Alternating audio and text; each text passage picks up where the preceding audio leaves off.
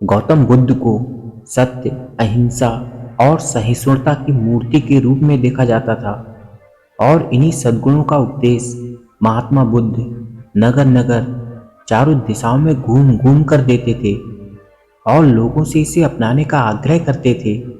उनका मानना था कि वह इस ज्ञान को विश्व विख्यात करेंगे, जिससे लोग सत्य की राह पर चलेंगे। बहुत से लोग इससे प्रभावित हुए तो कुछ लोगों ने बहुत विरोध भी किया।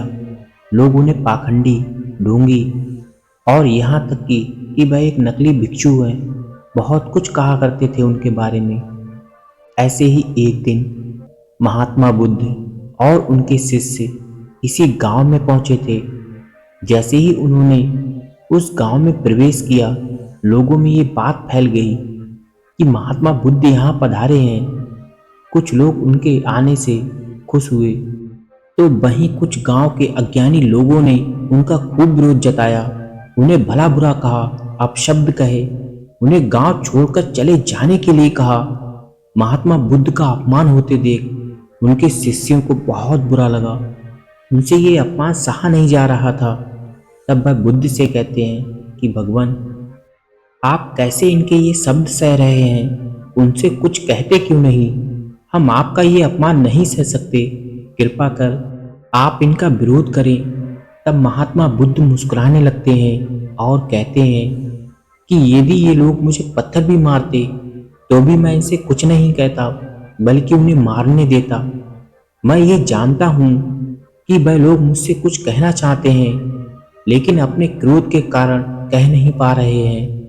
यदि आज से 10 साल पहले यदि मुझे गाली देते तो मैं अवश्य ही उन्हें गाली में जवाब देता, लेकिन अब तो लेन देन से मुक्ति मिल गई है।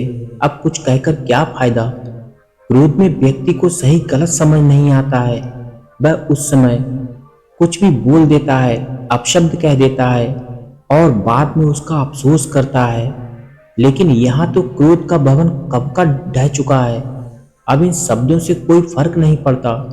बुद्ध की ये बातें सुनकर वह अज्ञानी लोग हैरान हो जाते हैं और बुद्ध की तरफ देखने लगते हैं। बुद्ध के विचारों से सभी लोग दंग रह जाते हैं। महात्मा बुद्ध आगे अपने शिष्यों से कहते हैं कि तुम सभी को पिछले गांव में हुए वाक्य याद तो होगा ही। शिष्यों ने कहा, जी भंते। तब बुद्ध कहते हैं कि तुम यहाँ उपस्थित लोगों को जरा उस गांव में जो हुआ था उसके बारे में बताओ।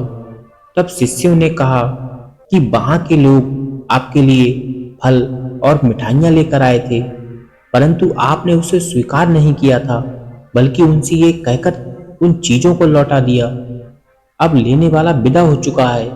यदि मैं आज से 10 साल पहले आता तो ये सब स्वीकार कर लेता, लेकिन अब मैं ये सब नहीं ले सकता।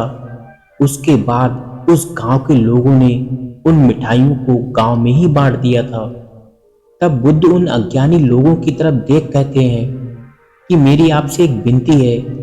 वह चीज तो लोगों में बांटने योग्य थी, परंतु ये नहीं है, इसलिए आप गांव के लोगों में ये अपशब्द मत बांटना। आप मुझे कभी क्रोध नहीं दिला सकते। आपके द्वारा किए गए सभी प्रयास असफल हैं, ठीक उस खूंटी की तरह जो कोई भी चीज नहीं टांगती। लोग उस पर केवल वस्त्र ही टांग सकते हैं और कुछ नहीं।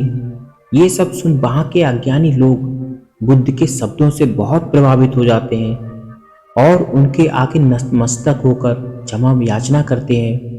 अपने इस व्यवहार के लिए बुद्ध उन्हें आशीर्वाद देकर वापस अपने शिष्यों के साथ लौट जाते हैं।